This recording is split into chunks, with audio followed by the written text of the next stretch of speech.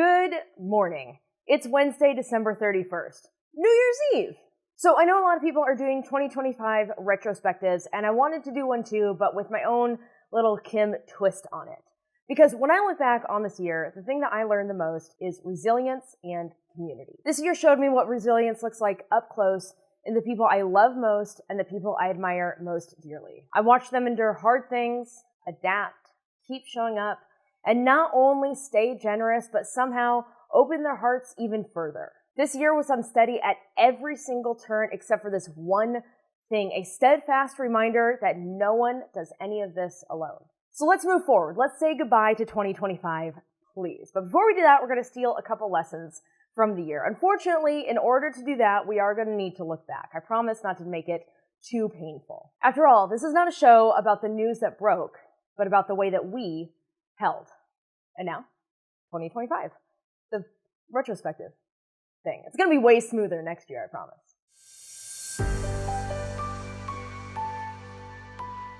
Starting with the swearing in of Trump 2.0. Starting strong. I actually didn't talk about the inauguration of Donald Trump on that first day. Instead, I talked about the death of Cecile Richards. It's not hard to imagine future generations one day asking, when there was so much at stake for our country, what did you do? The only acceptable answer is, everything we could. That is a quote from Cecile Richards, former Planned Parenthood president and daughter of Texas Governor Ann Richards. Why? Why would I not cover the inauguration of Trump 2.0, dear leader? Well, first of all, there's just something about a Texas woman. But more importantly, Cecile Richards was a machine, an inspiration, a relentless fighter. She was also just a person who held deep beliefs and spent her life in service of those beliefs. She spent her life making this world better for others. It still feels impossible that we have to do this, that we have to do these next 4 years without her.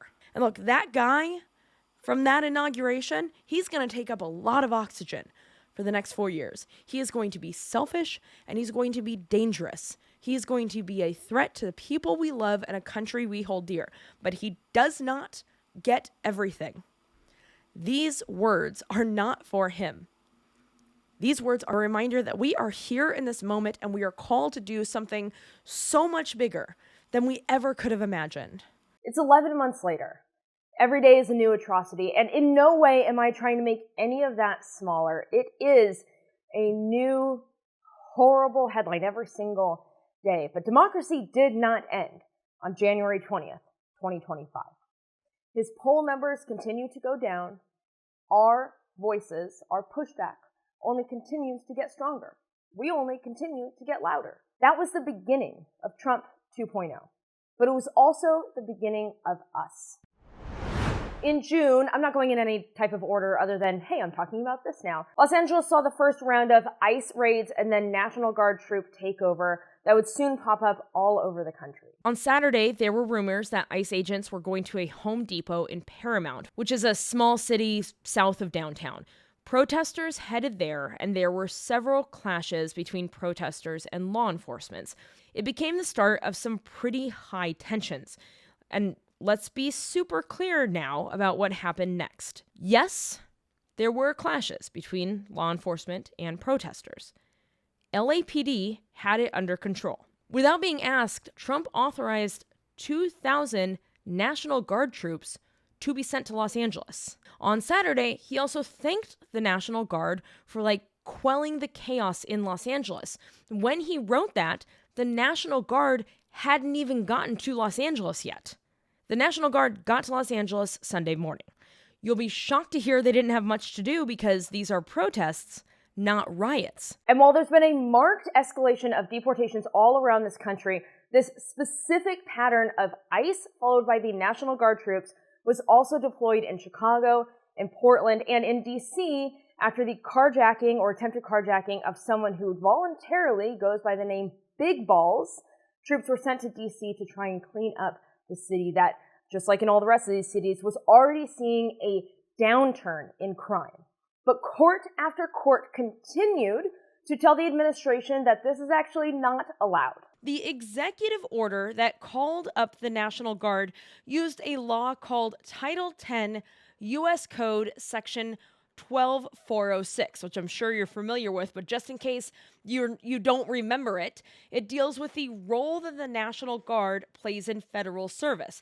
They can't just go all willy-nilly, you know what I mean? Because what if this would never happen, but what if on accident we as a country went wild and elected a twice impeached grifter, one of those times being impeached for doing literal insurrection, who's been found liable for sexual assault, and suddenly that man went around trying to just post up the National Guard anywhere he wanted to, simply because he's obsessed with being an authoritarian because his dad never said he loved him. What if that happened? That section of the U.S. Code specifically says that the president can federalize the National Guard when, quote, the United States or any of the commonwealths or possessions is invaded or is in danger of invasion by a foreign nation, there is a rebellion or danger of a rebellion against the authority of the government of the United States, or the president is unable with the regular forces to execute the laws of the United States. End quote. They came for our neighbors. And while we can't take our foot off the gas because these kidnappings are still happening, these raids are still happening, we are still out there as well. Isolation is the tool of fascism, but community and connection breaks that tool every single time. And of course, there were the fires in Los Angeles. On January 2nd, the National Weather Service warned of strong Santa Ana winds and extreme fire conditions. On Monday, January 6th, those warnings were escalated as the California Governor's Office of Emergency Services repositioned equipment in preparation of those extreme conditions. Meanwhile, the National Weather Service upgraded their warning to a, quote, particularly dangerous situation, which looking back seems a little too mild. Because suddenly it was Tuesday, and around 10:30 a.m. came the first signs of the Palisades fire. That same day, just after 6:15 p.m., the Eaton fire started. As well as the devastating flooding in Texas and specifically at Camp Mystic. First, of course, is the heartbreaking story of the flash floods in Texas that have killed at least 129 people, a number that is expected to possibly more than double as more than 160 people are missing in Kerr County alone. The search was paused over the weekend due to the possibility of further flooding in the area. This time, authorities in the area conducted door-to-door visits to ensure that people were aware of the danger of flooding, a service that was not offered in the first flood and would have saved lives. Two horrific reminders that climate change is here, has been here. And two horrific reminders of what happens when the infrastructure that we are meant to depend on fails us. In the case of Los Angeles, it was the power companies. At Camp Mystic, the staff is being sued for a response that ultimately led to the death of 27 campers and counselors. But when those system failures were exposed, so too was our humanity. People opened their doors, their wallets, and their closets. In Los Angeles, there were so many donation centers open. They opened a new one every single day, and by the end of the day, they would be too full with donations that they had to turn people away before the end of the day. Disasters expose systems and they expose people, and people went out by a rate of like 1,000,000 to 1 every single time. 2025 was also the year that gerrymandering became very popular. Joke, I hate it. Everybody hates it. Gerrymandering is very bad. Monday saw the Texas House Democrats holding strong in their move to block Republicans from redrawing a congressional map that would give Republicans what they think is an advantage in the House. Maps get drawn every 10 years based on the census, but Texas Republicans are attempting to do it now because Trump asked them to. Greg Abbott, the governor of Texas, had them call a special session. And then the Democrats were like, actually, I think I'm going to leave. Governor Abbott gave them until 3 p.m. to return to Texas. When they didn't, the state house, which was then filled with mostly Republicans, voted to track down it's just so silly. Track down and arrest the more than 50 Democratic state house members who were not there when the chamber gavelled into action. Upon the vote passing to go get them, the speaker said that he would immediately sign civil warrants for each of the Democrats. These are not civil or criminal charges. They are pieces of paper. And as for that tracking down part, I don't know. Unless you got them on fine, my friends, this warrant doesn't do anything. The Democrats left the state, and the stars at night are big and bright, but these warrants don't extend past the border. In response to Texas's map, California's Gavin Newsom introduced Prop 50, which gave California 5 more Democratic-leaning districts in the state. It passed by voters in November. I maintain that gerrymandering at large is a slippery slope, but I also think that we are in a different country now, and we have to do something.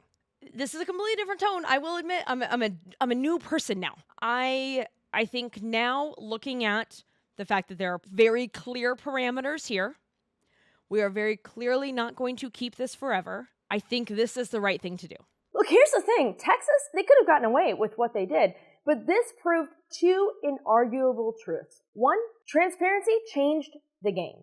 Texas Democrats risked everything to make sure that everyone in the state and in the country knew how dirty Texas Republicans were playing. Because of that, California pushed back, Virginia pushed back. Indiana's Republican state legislature said no to Trump's direct request to redraw their maps. He's been directly requesting this in a bunch of Republican states. Indiana was the only one so far to say no. Transparency changed everything. And in the states where this gerrymandering did happen, where these districts have been redrawn, nothing is a guarantee until the voters decide it is. Voters are the only ones that decide elections. All this means, all these gerrymandering and redrawing, everything that this means is that voters need to get out there and vote just a little bit harder. Press that pen down just a little bit stronger. Voters decide elections. Polls don't decide elections. Districts don't decide elections. Donald Trump making his little phone calls, asking pretty please because we know we're going to lose because we're super unpopular, does not decide elections. Voters decide elections. Nothing's over until the voters go to the polls. Nothing is predetermined. We are the deciders. It felt hard to remember in 2025, but the fact of the matter is the courts still work. The Supremes might not be very supreme, but in a lot of other places, the courts still work. On Monday, a federal judge blocked the Department of Justice from handing over full grand jury defense materials to former FBI Director James Comey's attorneys, but only temporarily, noting, quote, a disturbing pattern of profound investigative missteps, end quote, which he believes may have irreversibly tainted, hate that word, so sorry about its use, the Comey case. Quote, the court recognizes that the relief sought by the defense is rarely granted.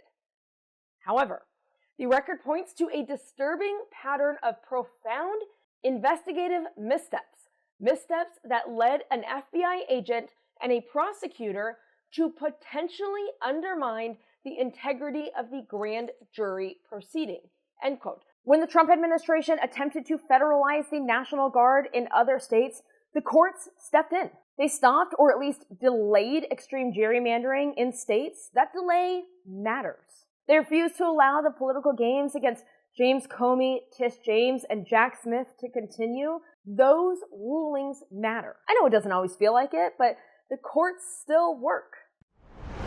Yes, the Epstein files are being released slowly, complicatedly. Who knows what January will bring. That was one of the biggest stories of 2025, but that is not the way that I want to remind us of this story. Because here is what I want us to remember. On Tuesday, the House and the Senate finally voted, and with near unanimous numbers, except for a few absolute losers in the House, they voted nearly unanimous to give voice to the survivors and make it clear that it does not matter how much money or power you have, you are not above the law when it comes to things like this. This story only happened because survivors of the worst kind of crime at the hands of the worst kind of monster, a ring of monsters, in fact, continued to stand up and make their voices heard. Force us to hear their voices again and again and again. Why so many agains? Because we don't believe women in this country. In this country? Crazy. It's super fun to be a woman here. And yet they continue to speak up, to speak out. Silence didn't win. As Jess Michaels, one of the survivors, said, quote, "We are the proof that fear did not break us. This moment began with Epstein's crimes. But it's going to be remembered for survivors demanding justice, demanding truth, demanding accountability.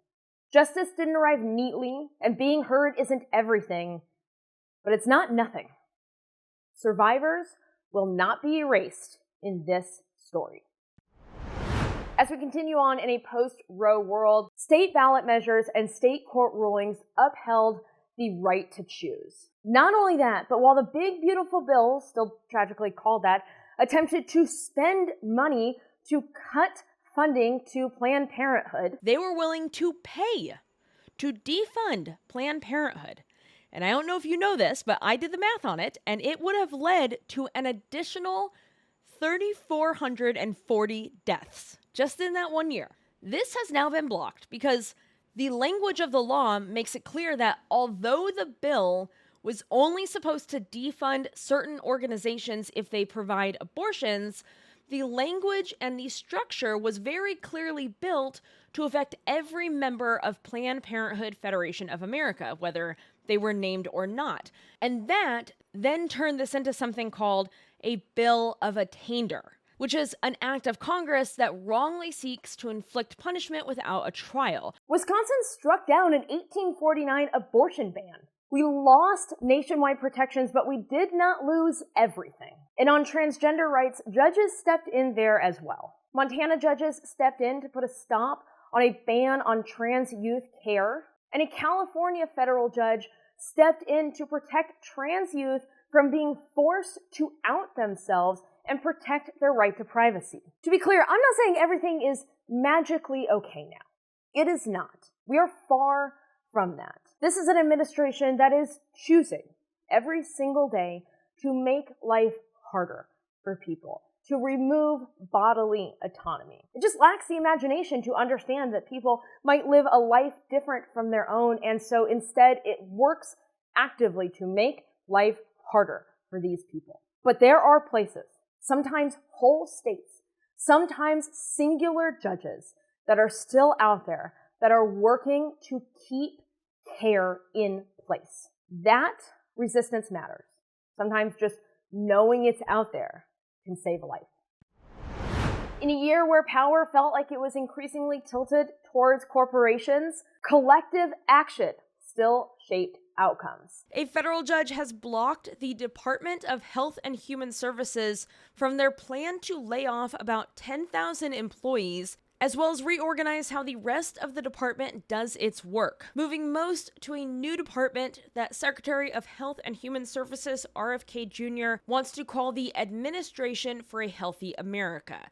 In Oregon, nurses went on strike for 46 days and won a wage increase and improved staffing. In Pennsylvania, cannabis workers saw their first Teamsters contract after a 45-day strike. Public service unions in Philadelphia saw multi-year raises after their collective action. Not only that, but the AFL-CIO reported that 273 members across 30 different unions ran and won in local elections with a 78% win rate. We're talking about state legislatures, judges, and municipal offices, meaning that labor will be directly tied to democratic action in those areas. Collective bargaining and unions work.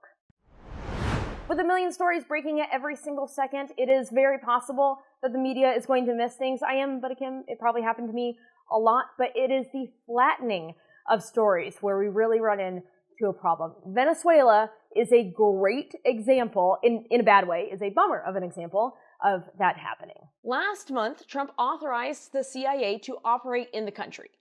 He previously said that he was weighing the possibility of striking within the country. He says he's not thinking about it anymore, but he has thought about it in the past.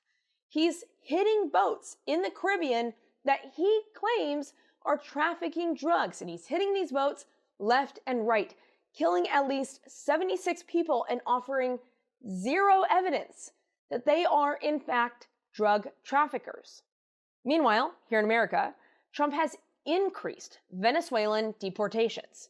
He has canceled their temporary protected status and pretty much decided that any man from Venezuela is a gang member and has either had them deported to a third country that they're not from, or in the case of approximately 252 Venezuelans, sent them to a self-proclaimed torture prison in El Salvador, where they are still at, where they have been for 4 months, all without ever being accused of actual crimes. The crime is that they are from Venezuela. Regardless of whether they are here legally or not, that is what he has decided is the crime.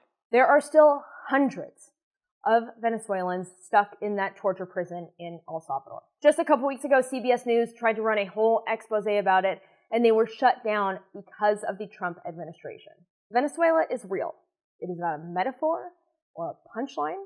And the fact that people are continuing to try and tell this story, even when others are trying to suppress it, matters.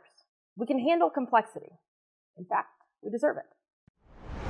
If this is an episode about the things that held, November's elections are a great example of that. There have been a few elections since Trump's second term began, but with mayoral, gubernatorial, and public policy elections all over the country, Tuesday truly was the first referendum on Trump's second term. And what are the people thinking about Trump? Turns out they are not fans. Yeah, it turns out Americans are not super into fascism. Some would even say they're anti-it. Democracy didn't hold because it's inevitable, it's invincible. It held because voters gave it no other choice. Our democracy is the envy of the world. America is the great experiment. And I know right now it feels like we're watching the beaker overflow and the whole thing catch on fire. But there are two things that I have said over and over and over again. Two separate ideas that I want to come back to yet again. First, that story about the car being parked on top of the missile silo in Wyoming. I've told this story a few times. I'm very honest about the fact that I heard it first on Rachel Maddow's show, and it's something that I really latched onto. But there's a missile silo in Wyoming. Missiles underground. All of a sudden, the alarm goes off as if the missile is about to pop up out of the silo and take off. So everyone's trying to figure out what to do, and someone thinks, I'm just going to park on top of the silo cover. The idea being that when it opens, it'll be like yanking a tablecloth off of a table really fast, and then the car will crash down on the missile, and maybe that'll stop it. It's not the strongest idea, but this is America. And in times of crisis, under, over, or around, we find our way through.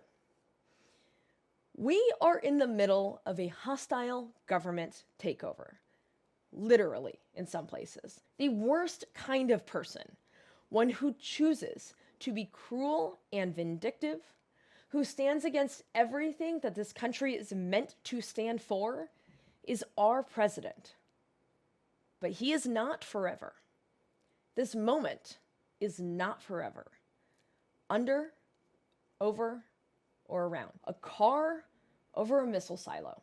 We are finding our way through because the experiment isn't over yet. It does not end with a man who is so vindictive that he takes food away from hungry children while he builds a $300 million ballroom, destroying the hundreds of years of history inside of it. And if you are looking for what it is that is still here worth fighting for, what on earth we would drive a car onto a missile silo for? In Colorado, voters had the chance to literally get their own money back. And instead, they chose to give $12.4 million to make sure that school kids could get free meals. One of the main ideas about the show is that I'm not breaking news. I'm just attempting to break it down for you. I actually can't break news for you because I record it at night and then you watch it in the morning. Or at least I say good morning to you. I assume you're watching it in the morning. You know what they say about assuming? I'm usually right. But these stories here, they broke, and they were meant to break us. I think about the fires in LA, the worst 2 nights for me at least. I didn't sleep at all. My phone was on full blast, certain that every notification from watch duty was the notification telling me it was time to leave, telling me that my apartment was next on the list and that I was going to lose everything. It was awful. Everybody in Los Angeles has a story exactly like that. I'm not so unique. Everybody has that story. It did not break us. Not all the way, at least. It changed us. It changed all of us. For a lot of people that I know, people I really cherish, it may have broken very real parts of them, but there's something about that Pacific sea air that brings in the sand off the beach, and it takes those broken pieces of you, and eventually it smooths it over so that those broken pieces are just, eventually over time, parts of you that are a little bit less broken and more just things that are changed. News breaks. We decide if it will break us. When the fires broke out, we didn't wait for a national response. We didn't wait for a statewide response. We organized immediately. And every single day, new donation centers opened.